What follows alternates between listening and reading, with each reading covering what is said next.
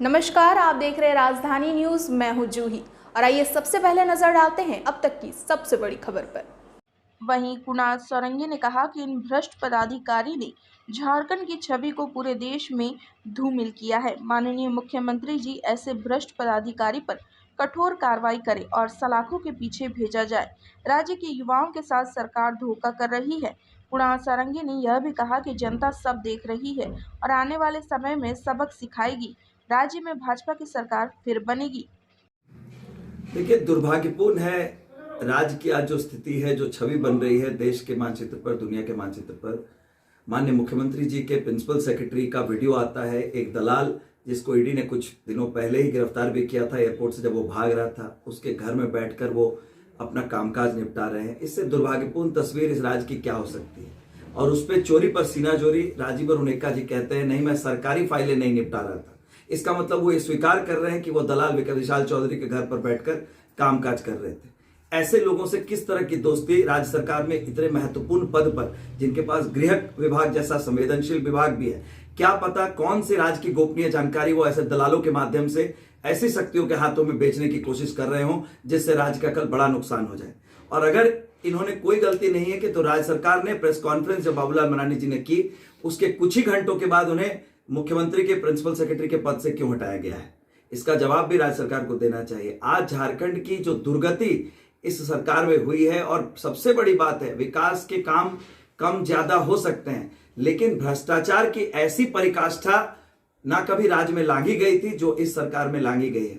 और इसके लिए कांग्रेस जो मुख्य रूप से जिम्मेदार है, क्योंकि कांग्रेस जहां पर भी, जिस राज्य में भी कांग्रेस से जुड़ी हुई सरकार चल रही है, वहां पर भ्रष्टाचार की ऐसी गाथाएं प्रतिदिन लिखी जा रही है। इसलिए माननीय मुख्यमंत्री महोदय को आत्मावलोकन करना चाहिए, आत्मचिंतन करना चाहिए कि ऐसे पदाधिकारियों को लेकर जिन्होंने झारखंड को लूटखंड बना दिया है, ऐसे पदाधिकारी को लेकर किस तरह से वो झारखंड के 3.5 करोड़ जनता की आकांक्षाओं को पूरा करेंगे। यहां पर अब 1932 को अब 2023 बना दिया गया है।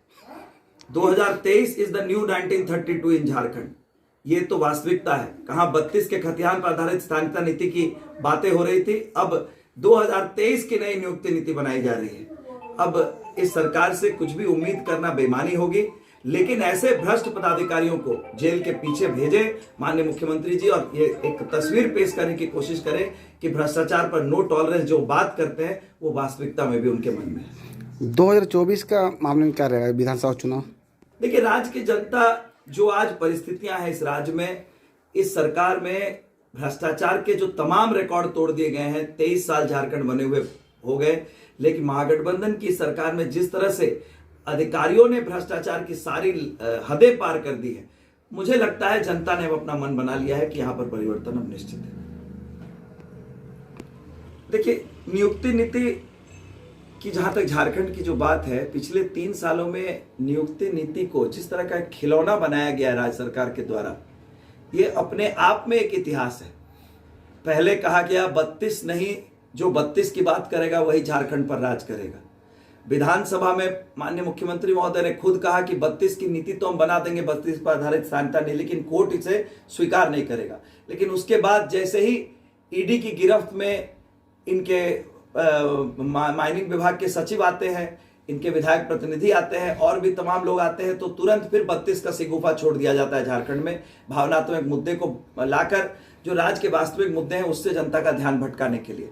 उसके बाद विधानसभा का विशेष सत्र बुलाया जाता है 1 दिन का, उसमें 32 के आधार पर स्थानीयता नीति परिभाषित होगी, नियुक्ति नीति बनेगी, इसका विधेयक पारित किया जाता है। जबकि इन्हीं के अपने विधि विभाग ने उस विधेयक के स्वरूप पर अपनी आपत्ति जताई थी और कहा था कि यह संवैधानिक नहीं है, इसे राज्यपाल के पास नहीं भेजा जाए। उसके बावजूद उसे राज्यपाल के पास भेजा जाता है, और जब राज्यपाल उसे रिजेक्ट करते तो कहा जाता है केंद्र सरकार के इशारे पर इसे किया जा रहा है। लेकिन तभी न जाने कौन इनके सलाहकार है जो इन्हें सलाह देते हैं कि अब पूरे सीधे तौर पर राज्य की जनता से पूछा जाए उन्हें कौन सी नियुक्ति नीति चाहिए। अब फोन के माध्यम से पूछा जाता है, कोई 50,000 कोई 2 लाख का सैंपल कहा जा रहा है, जिसमें 70% युवाओं ने कहा कि वो 2016 के पहले की नियुक्ति नीति को ही लागू करना चाहते हैं। और अब ये सरकार कर रही है 2016 के पहले की स्थानीयता नीति लागू होगी। तो 3 साल आपने क्यों बर्बाद किए? जब ढाक के 3 पात यही होना था, तो आपने 3 साल इस राज्य की जनता के, इस राज्य के युवाओं के क्यों बर्बाद किए? और अब जो 60-40 नाई चोल, तो 32 के आधार पर, खतियान के आधार पर यहाँ पर नियुक्ति नीति बनाकर दिखाए राज्य सरकार, तभी हम मानेंगे वास्तविक रूप से झारखंड के मूलवासी आदिवासियों की सरकार जो दावा करती है उसमें सच है। दिन भर की तमाम बड़ी खबरों के लिए आप इसी तरह हमारे साथ बने रहें और हमारे चैनल को लाइक और सब्सक्राइब करना ना भूलें।